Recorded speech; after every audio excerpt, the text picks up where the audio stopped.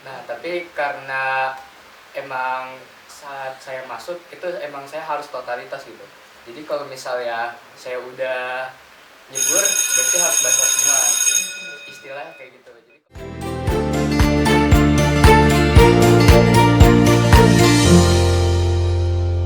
Assalamualaikum warahmatullahi wabarakatuh. Halo Jufik, selamat datang di program terbaru kita, yaitu adalah podcast Pulang Sekolah. Oke teman-teman semua, jadi izinin aku dulu untuk memperkenalkan diri.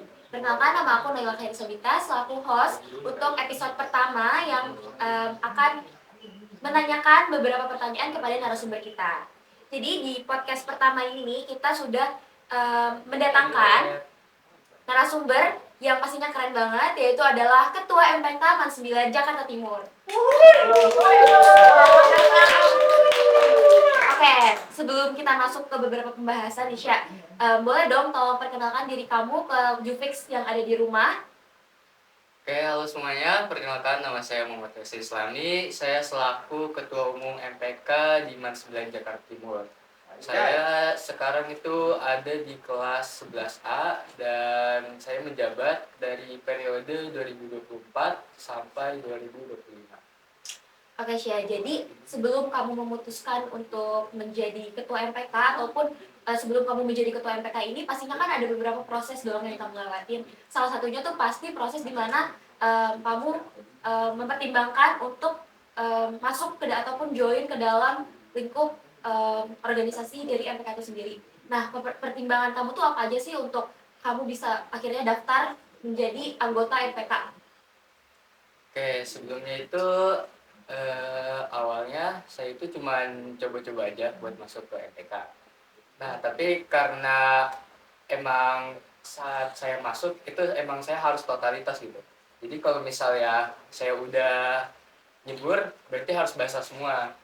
Istilahnya kayak gitu. Jadi kalau misalnya saya udah mencoba, berarti itu saya harus benar-benar berusaha buat masuk ke MPK itu.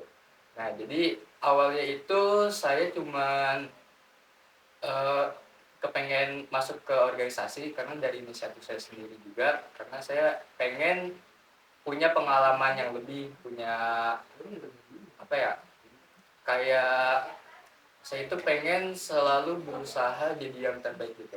Nah, jadi kalau misalnya saya mau masuk MPK, berarti saya harus kasih yang terbaik. Nah, saya juga awalnya itu agak bimbang mau masuk ke OSIS atau ke MPK, tapi karena emang OSIS itu terlalu populer, takutnya saya nggak bisa masuk, jadi saya memutuskan buat masuk ke MPK. Oke, berarti lumayan banyak ya pertimbangannya kayak milih antara OSIS ataupun milih antara OSIS dan MPK gitu. Nah, tapi nih selama kamu akhirnya menjabat, kamu tuh pernah terpikirkan gak sih untuk kayak, wah gue mau jadi ketua MPK nih, ataupun kayak pernah gak sih terbesit di pikiran kamu kayak, kayaknya gue yang bakal jadi ketua MPK deh. Pernah gak? Nah, awalnya itu dari pertama kali masuk emang gak ada kepikiran buat jadi ketua. Nah, tapi pas kelamaan masuk ke MPK, itu saya kayak eh, dari teman-teman MPK sendiri itu ada yang kepengen saya jadi ketua. Jadi dari situ kayak saya mikir sekali dua kali dulu, saya cocoknya jadi ketua atau emang saya cuman bisa jadi anggota aja. Nah, awalnya saya juga pengennya itu di komisi IT doang sebenarnya. Tapi karena emang ada dorongan dari teman-teman MPK sama ada dari dorongan luar, jadi saya kepengen gitu jadi ketua MPK. Oke, nah terus nih ya, pada akhirnya kan kamu dong yang terpilih menjadi ketua MPK gitu ya, ketua umum MPK Mansinya Jakarta Timur. Itu tuh bisa gak sih ceritain gimana sih proses terpilihnya ataupun kayak gimana perjuangan kamu sehingga kamu tuh bisa menjalankan tugas-tugas selama kamu jadi anggota dan akhirnya kamu tuh diberikan amanah untuk jadi ketua MPK itu sendiri. Nah, kalau misalnya dari pemilihan ketua MPK kan karena MPK itu nggak ada kayak coblos ini ya, pilkertos kayak gitu. Soalnya kan emang MPK itu kepanitia jadi pilkertos. Nah, jadi MPK itu yang dipilih dari angkatan atas. Jadi angkatan atas yang memilih saya sebagai ketua. Jadi nggak ada pemilihan kayak pilkertos itu. Jadi emang dari angkatan atas yang milih saya. Dan juga dari pertimbangan-pertimbangan lain, saya juga pernah diwawancarain sama BPH MPK. dan itu emang dari kemauan saya sendiri sebenarnya, sama dari dorongan-dorongan lain dari teman-teman MPK juga. Terus saya itu emang punya pengalaman dulu pas SMP di organisasi OSIS. Saya jadi koordinator bahasa Arab saat SMP. Jadi saya udah ada kemampuan buat memimpin organisasi itu, terutama di bidang saya sendiri. Terus saya juga pernah pengalaman di SMP itu sebagai pembimbing kamar, karena kan dulu saya SMP itu boarding ya. Jadi saya agak punya pengalaman lah buat membimbing anak-anak kamar. Jadi banyak banget pengalaman yang bisa saya ambil dari membimbing kamar itu. Berarti ini udah cukup banyak ya organisasi yang pernah kamu ikuti, juga yang pernah jadi pengalaman ya untuk kamu jadi dasar untuk jadi ketua MPK di Mans 9 Jakarta Timur. Nah, mungkin ya ini menurut kamu sendiri, selama kamu jadi ikut organisasi di tempat lain, ataupun selama kamu menjabat dan kamu ngelihat beberapa kayak misalnya kamu suka studi banding kayak gitu-gitu kan Syana, itu tuh apa sih yang menurut kamu tuh ngebedain antara MPK Mans 9 Jakarta Timur dengan MPK ataupun organisasi-organisasi di tempat-tempat lain atau di sekolah-sekolah lain? Jadi apa ya namanya, kalau persamaan dari MPK itu pasti tugas yang paling utama itu legislatif tentunya. Misalkan kalau misalnya OSIS itu kan eksekutif. Nah, kalau legislatif itu mengawasi kinerja OSIS, sama kita juga kadang ada yang eh, menampung aspirasi dari siswa-siswi. Nah, jadi itu persamaannya. Nah, kalau perbedaannya itu dari beberapa sistem yang ada di MPK sekolah itu, atau dari program kerja yang dilaksanain dalam MPK sekolah itu. Kayak misalnya sistemnya itu ada yang cuma ngawasin OSIS doang, ada juga yang ngawasin OSIS sekaligus menampung aspirasi dari siswa-siswi. Jadi kalau misal dari program kerja itu kayak di bagian sidangnya, kadang di sidangnya itu sistemnya ada yang berbeda, ada juga yang ngikut kayak sidang pada umumnya gitu. Jadi kan kalau misalnya di sidang itu MPK Mans 9 itu ada 4 sidang, ada sidang PNO 1, 2, 3, 4. Kalau misalnya sidang ke-1 itu sidang pengesahan ADRT SOP dari OSIS MPK.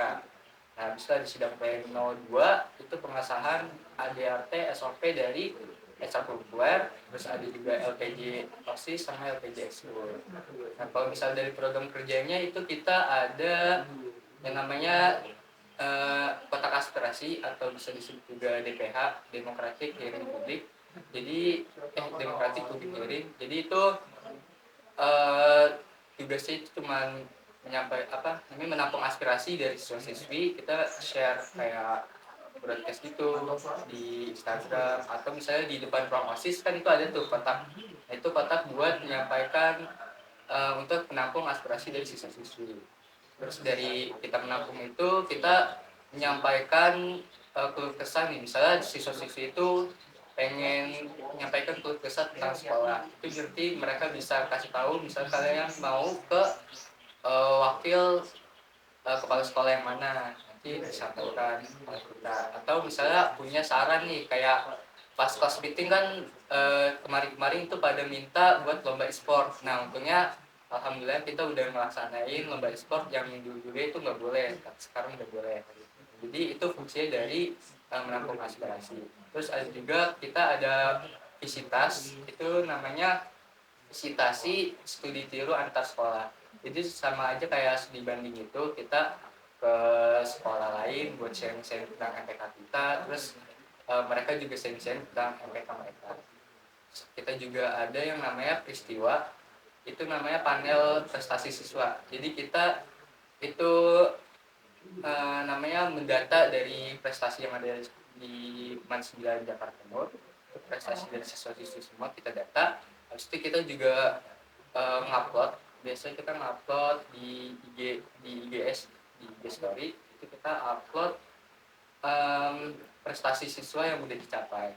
Habis itu kita juga biasanya ngirim yang namanya itu perlombaan atau beasiswa kepada siswa-siswi. Itu biasanya dari program kerja festival. Berarti ini peranan MPK ini benar-benar berperan penting banget ya untuk perkembangan siswa-siswi ataupun dari anggota MPK-nya itu sendiri. Nah, dari kamu sendiri nih Sya, menurut kamu ya pertimbangan apa aja sih yang benar-benar harus dipertimbangin dengan matang dalam memilih proker, ataupun kan selama kamu mengawasi OSIS juga mereka punya proker-prokernya sendiri dong. Nah, menurut kamu tuh apa aja sih pertimbangan yang benar-benar harus dipikirkan kalau mau memilih program kerja ataupun mau menjalankan program kerja? Nah, kalau misal mau memilih program kerja, itu yang pertama itu harus dipikirkan buat impact atau dampak dari program kerja itu. Jangan sampai kita memilih program kerja, malah program kerja itu nggak punya dampak positif atau malah menimbulkan dampak yang negatif. Itu yang harus dipertimbangkan. Habis itu juga pokoknya tujuan dari program kerja itu juga harus tahu. Kalau misalnya, oh program kerja ini buat ningkatin minat dari siswa-siswi atau misalnya ningkatin kinerja dari OSIS. Nah, jadi itu harus benar-benar ada tujuannya, sama juga harus ada fungsi dari program kerja itu. Habis itu kita juga harus mempertimbangkan seperti dana, lokasi atau waktu, itu juga harus dipertimbangkan karena jangan sampai kita milih program kerja tapi kita nggak tahu nih waktu pelaksananya kapan, terus tempatnya mau di mana, tiba-tiba kita ada program kerja tapi nggak tahu nih platform buat melaksanain program kerja itu di mana, terus juga waktunya kapan, kan bisa aja seminggu sekali atau sebulan sekali. Oke Syah, berarti ini dari proker-proker yang udah pernah kamu jalanin itu tuh benar-benar berperan penting banget, khususnya yang tadi tuh, yang tadi peristiwa tadi itu kan benar-benar apa ya, jadi acuan juga untuk para siswa-siswi buat mereka ngembangin entah pengembangan dirinya ataupun prestasinya mereka sendiri. Nah, terus nih, menurut kamu ya pertimbangan apa aja yang harus dipikirkan dengan matang biar program-program kerja lainnya tuh bisa juga berperan yang penting gitu loh, sama kayak beberapa program yang udah pernah kamu jalanin. Jadi kayak boleh di-share gitu loh tipsnya gimana cara kamu untuk menentukan pilihan-pilihan proker yang bakalan dijalanin gitu. Kayak pertimbangannya apa aja gitu. Jadi kalau misalnya mau membuat program kerja itu yang harus diperhatiin yang pertama itu dari impact yang diberikan dari program kerja itu, kayak dampaknya apa sih buat program kerja itu, buat siswa-siswi ataupun buat OSIS MPK nih misalnya. Jadi kalau misalnya malah nggak membuahkan hasil dampak positif, itu malah bikin rugi organisasi. Jadi eh, jangan sampai ada nimbulin dampak negatif dari program itu.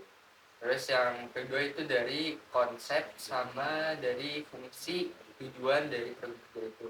Jadi kalau misalnya udah buat nih program kerja, nah itu konsep dari program kerja itu gimana, terus cara implementasiin program kerja itu gimana, terus juga fungsinya dari program kerja itu apa fungsinya buat nampung aspirasi, terus meningkatin kinerja, nanti harus ada fungsinya. Terus tujuannya biar kayak habis ngejalanin program kerja ini, harapan dari terlaksananya program kerja itu buat anggota atau buat siswa-siswi itu bakal dapat hasil apa. Nah, terus ada juga dari pertimbangan juga dari dana ya.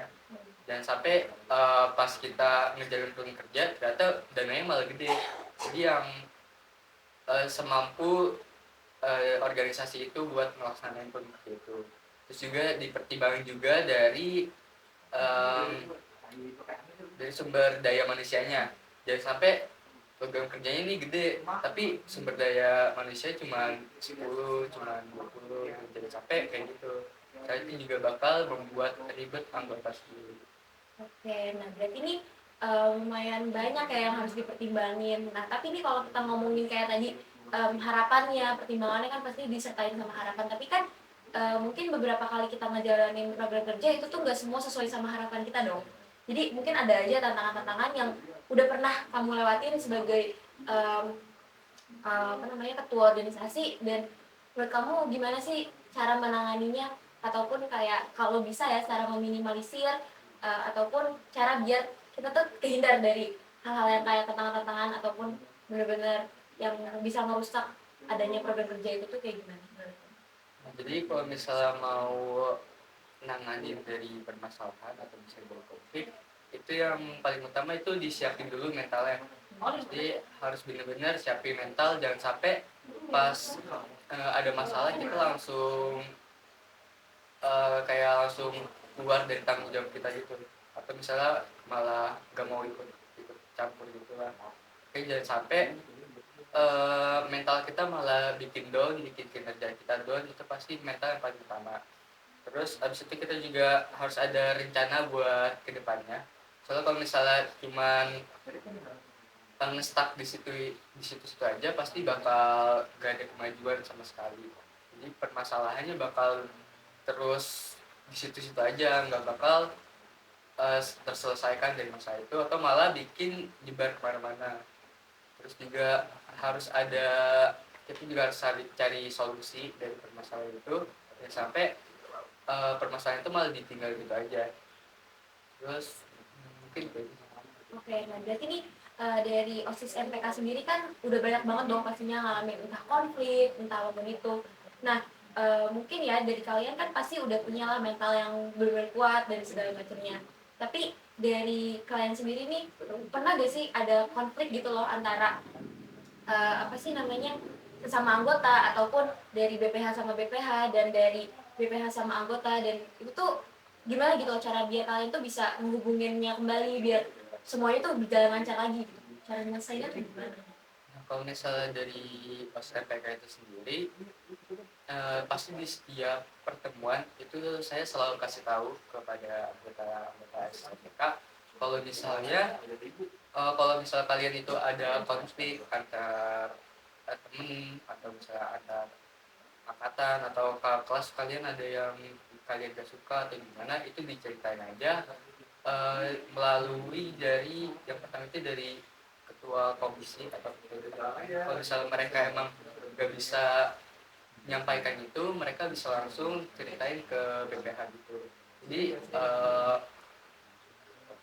saya itu kayak minimalisir lah, kalau misalnya kalau ada masalah itu langsung diceritain aja, jangan sampai dipendem gitu. Soalnya saya juga pernah ngerasain kan, kalau misalnya ada masalah itu cuma dipendem aja, jadi nggak ada tempat buat cerita. Jadi saya pengen OSMPK itu kayak terbuka gitu. Jadi kalau misalnya ada konflik itu kita cari dulu nih akar permasalahannya dari mana, terus kita cari solusi bareng-bareng, terus kita juga pertimbangin gimana cara menyelesaikan konflik itu. Ya, nah terus em, pastinya kan dalam kamu nyelesain masalah ataupun kamu jalanin segala macam tantangan itu kan bisa jadi pengembangan diri ya buat diri kamu sendiri. Nah menurut kamu nih seberapa besar sih pengaruh dari MPK sendiri dalam kamu tuh ngembangin diri gitu loh? Oke, kalau misalnya dari ngembangin diri itu, yang pertama itu pasti saya buat timeline dulu nih. Timeline gimana cara saya biar bisa ngembangin diri. Kayak saya itu punya kekurangan di public speaking, cara saya menyampaikan pesan kepada anggota itu sulit. Itu pasti saya juga harus cari tahu cara ngembangin diri gimana. Terus saya juga harus minta bantuan teman-teman yang lain nih, yang bisa nyampaikan pesan saya kepada anggotanya biar mereka itu lebih ngerti tentang pesan yang mau saya sampaikan. Atau enggak misalnya dari kepemimpinan itu kayak saya sulit nih buat mimpin organisasi, saya juga harus perlu baik belajar kan, karena saya juga masih baru juga jadi ketua. Jadi dari semua itu kayak saya belajar dulu gimana cara biar bisa Bang? ya mengembangkan diri saya. Jadi kalau misalnya emang ada hal yang malah bikin saya tidak bisa mengembangin diri, itu saya hindarin. Jadi pokoknya semua hal yang bisa saya kembangin di dalam organisasi itu saya kembangin semua, jangan sampai saya ngilangin kesempatan yang ada di organisasi. Oke, nah, tapi ini ya, Syah, ada mungkin kayak kamu bilang kan, kamu bisa mungkin untuk memanfaatkan organisasi untuk mengembangkan diri ya. Cuma biasanya ya di dalam organisasi itu suka ada orang-orangnya tuh cuma numpang nama gitu-gitu kan, atau yang kayak pasif lah kita bilang. Kamu tuh gimana gitu loh cara biar menangani orang-orang yang pasif, yang biar mereka tuh turut aktif gitu dalam setiap kegiatan. Kan kadang suka ada yang mut-mutan ya kerjanya, itu tuh menurut kamu kayak gimana? Kalau misalnya dari itu, yang pertama itu pasti saya omongin dulu ke orang, kayak ada waktu kosong lah buat kita ngobrol. Nah kalau misalnya dia ada, kita ngobrol, misalnya kita cari permasalahan dia, kenapa nih, kenapa dia kagak mau buat ikut program kerja, atau misalnya dia males-malesan. Dari situ kita, dari itu saya bisa cari tahu nih permasalahan yang terjadi apa, terus saya kasih solusi. Jadi nggak langsung nyalahin orang tersebut kalau misalnya dia itu salah. Jadi kayak eh, kayak ngerangkul gitulah orang itu. Habis itu kalau misalnya emang dia butuh cerita, itu pasti setiap pulang sekolah itu pasti saya selalu di ruang asis. Jadi itu kalau misalnya ada yang mau cerita itu bisa cerita, atau misalnya ada permasalahan yang pengen diceritain itu bisa cerita juga, atau misalnya bukan cuma permasalahan organisasi, kalau misalnya ada cerita-cerita pas lagi pelajaran atau pas lagi apapun itu mereka bisa cerita. Jadi di ruang osis itu biasanya eh, pas 10 atau pas 11 itu bisa ada aja yang ngumpul, bisa ada saling cerita gitu. Itu yang bikin eh, dia itu masih semangat itu loh buat organisasi. Oke sih, jadi kan dari kita ngomongin pengembangan diri, juga kita ngomongin beberapa hal tentang proker, dan kamu kan di awal tuh bilang ya kalau misalnya sebelum kamu jadi ketua umum MPK itu tuh kamu terpikirkan untuk fokusnya tuh di komisi IT aja gitu. Nah, pas kamu nih udah jadi ketua MPK itu tuh kamu manfaatin itu gak sih? Jadi kayak kamu kembangin lagi komisi IT-nya, atau kan di perkembangan zaman ini juga benar-benar perkembangan digitalnya kan mateng banget ya. Nah itu tuh kamu manfaatin itu gak sih untuk kamu pertama ngembangin diri kamu, kedua juga ngembangin komisi yang menurut kamu benar-benar passionnya kamu kayak gitu. Dari awal itu jadi dari awal itu emang pengembangan teknologi itu pastinya dari program kerja MPK ada namanya itu website. Jadi MPK itu ngembangin website dari yang awalnya itu emang dari codingan dulu. Dari codingan itu karena emang gak terlalu bisa buat ditampilin, jadi kita memutuskan membuat cari platform lain gitu. Jadi kita mencoba di Google Site.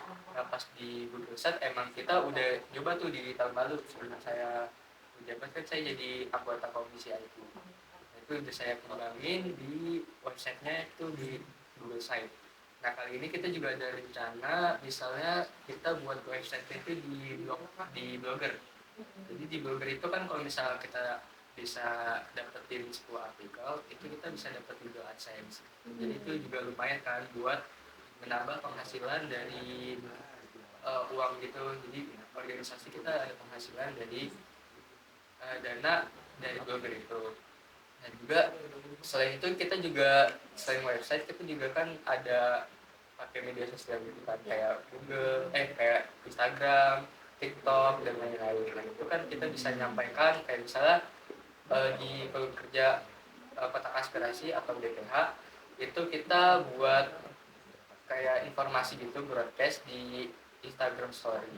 Jadi kan itu kita ngembangin, kita menggunakan teknologi gitu. Jadi kita menggunakan pengembangan teknologi kayak misalnya website atau misalnya media sosial lain, ataupun dari pekerja OSIS juga ada namanya Kariman. Jadi itu kayak kabar berita Man 9 itu, nanti semua berita itu terkumpul dalam satu di platform itu. Juga dari MPK juga diamanahin sama sekolah, terutama dari Humas, itu kita disuruh membuat, kita dikasih akun dari website sekolah kayak WordPress itu. Jadi itu fungsinya kita bisa jadi admin dari website itu. Kita bisa nambahin artikel-artikel.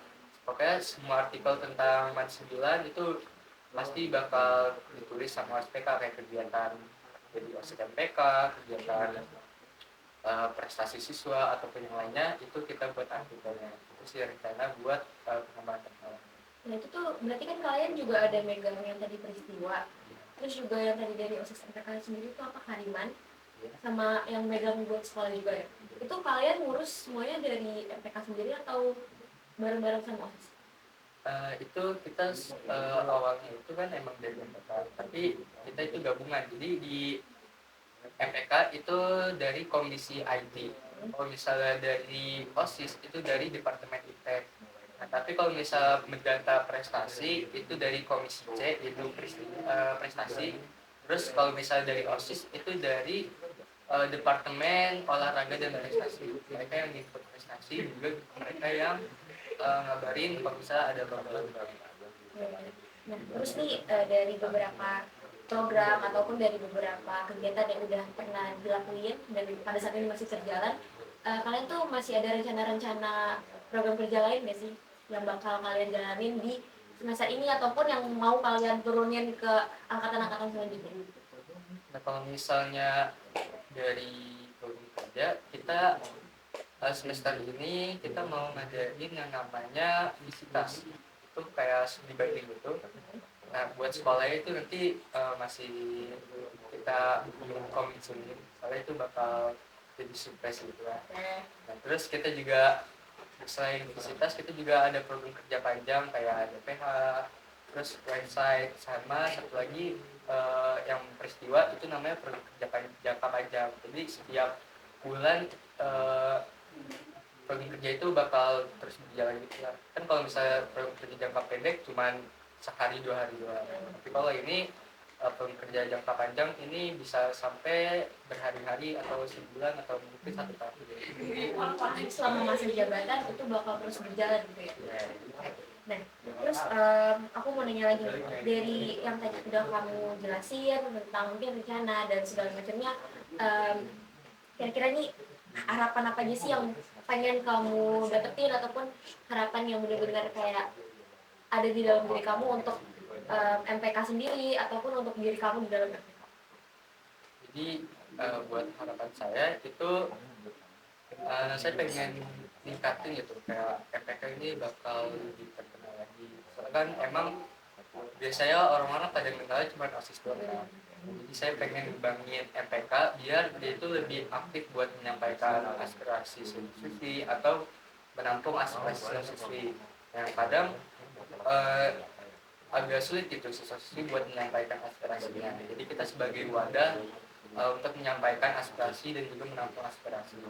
Ada juga kita dari saya sendiri sih, ini saya mau membangun MPK dari dengan bergabungnya ke sekolah-sekolah lain. Kayak misalkan visitas itu kita tiru studi banding itu sama sekolah-sekolah lain. Jadi kita bisa tahu nih MPK kita kekurangannya apa, MPK luar ini apa nih yang bisa kita ambil dari program kerjanya, atau misalnya apa nih yang bisa kita ambil buat perbaikin kekurangan kita. Nah, saya juga kemarin habis ikut ini seleksi dari forum MPK daerah khusus Jakarta, dan alhamdulillah saya juga lolos seleksi dari forum MPK daerah khusus Jakarta. Dan jadi saya tinggal nunggu info dari uh, pihak sananya buat pelantikannya. Jadi saya udah ada cara buat saya bisa ngembangin MPK itu sendiri. Nah itu tuh aku tuh baru dengar sih ada forum itu tuh fungsinya apa sih, terus juga kayak mereka tuh benar-benar perannya tuh apa gitu loh. Kalau misalnya dari forum itu sendiri sih kayak perkumpulan gitu lah, perkumpulan MPK dari berbagai sekolah. Jadi itu kayak uh, informasiin tentang MPK gitu. Jadi kalau misalnya di OSIS kan ada tuh forum OSIS di daerah khusus Jakarta. Jadi itu dari forum DKI, ada juga yang namanya forum DKI. Jadi kalau misalnya forum OSIS daerah khusus Jakarta itu kan cuman mereka bisa ngambil juga dari MPK-nya, tapi dia itu kayak mengatasnamakan OSIS itu. Tapi kalau misalnya forum MPK itu kan hanya cuma MPK doang nih. Jadi saya bisa cari tahu nih apa nih kekurangan dari MPK saya juga bisa saling sharing antar MPK dengan sekolah lain. Terus ya kayak informasi-informasi dari MPK sekolah lain saya bisa ambil. Nah, terus tuh kan tadi kamu juga ikut seleksi ya, itu tuh proses seleksinya tuh kayak gimana sih, dan kayak apakah cuman BPH aja yang bisa ikut forum tersebut atau mungkin seluruh anggota tapi ikut seleksi dulu kayak gitu boleh. Kalau misalnya dari seleksinya itu sih semua MPK itu bisa ikut ya. Pokoknya semua MPK yang lagi ngejabat di periode itu bisa ikut. Jadi seleksinya itu cuman kayak seleksi berkas kayak CV, terus juga ada kayak video perkenalan gitu. Sama yang terakhir itu ada wawancara gitu. Jadi cuman 3 seleksi doang sih yang kemarin saya coba. Dan kamu tahu gak sih kalau forum itu tuh hanya berlaku ke kamu tuh pas kamu masih menjabat aja atau mungkin nanti setelah kamu menjabat kamu masih bisa terus aktif di situ atau kayak bisa jadi tetap jadi kayak entah volunteer atau apa gitu. Jadi buat forum itu sih sebenarnya itu ada masa periode gitu, karena saya tadi sebenarnya tahun lalu itu saya juga pengen ikut, tapi saya nggak jadi karena emang saya pengalamannya masih kurang kan. Pas saya jadi ketua MPK saya mau coba nih buat gabung ke forum itu. Nah pas saya udah eh, alhamdulillah udah lolos seleksinya, tinggal nunggu doang. Jadi saya paling ngejabat itu 2025 sampai 2026. Jadi pas saya selesai demisioner nih jadi ketua MPK, saya pasti ngejabat di forum MPK di Jakarta. Oke Syah, berarti kan banyak banget ya organisasi-organisasi yang udah pernah kamu jalanin, yang lagi sekarang lagi kamu kembangin gitu. Nah, berarti ini selama kamu menjabat dan kamu ikut banyak organisasi juga, itu apa aja sih yang kamu rasain dan mungkin kesan-pesan untuk diri kamu sendiri gitu loh selama kamu menjabat? Jadi selama saya menjabat itu emang perasaan saya itu kayak campur aduk gitu, senang sedih, pokoknya emosionalnya itu bakal ngaruh banget gitu saya. Jadi kayak terkadang ada yang pokoknya setiap organisasi itu kan ada yang ini, pokoknya dari MPK ini itu saya ngerasa dikenal banyak orang dan saya juga ngerasa kayak dibenci banyak orang. Nah jadi dari organisasi ini saya kayak belajar gitu lah, belajar kayak gimana tuh rasa kebersamaan, terus saya juga bisa belajar gimana cara memimpin, cara komunikasi dan lain sebagainya. Nah juga dari apa ya, pokoknya di organisasi MPK ini itu emang saya benar-benar kayak yang kemarin itu kalau misalnya ada yang kayak ngeremehin pas MPK atau ada yang ngeremehin pas MPK itu pasti saya bakal maju paling depan. Saya kayak diri saya itu dari dulu emang kagak mau sampai nggak dihargain oleh orang lain, atau mungkin ada yang ngebenci pas MPK itu langsung sampein aja gitu, sampein di kotak aspirasi ataupun bisa sampein langsung ke hadapan saya atau ke hadapan BPH lain. Jadi kalau misalnya emang ada yang benci itu atau ada yang gak suka itu bisa disampaikan aja ke kotak aspirasi ataupun disampaikan pada saya. Saya juga emang benar-benar nggak mau sampai MPK ini malah turun kinerjanya, atau misalnya gara-gara konflik antar anggota atau konflik dari luar itu bikin MPK ini malah bikin turun kinerjanya atau mungkin malah bikin pada apa ya, pada nggak suka satu sama lain. Nah, itu sih. Oke, berarti juga boleh nih Nasya titipin pesan-pesan singkat mungkin untuk Juvix yang ada di rumah dan mungkin kalau ada khusus MPK yang nonton boleh dikasih dong pesan-pesannya untuk mereka.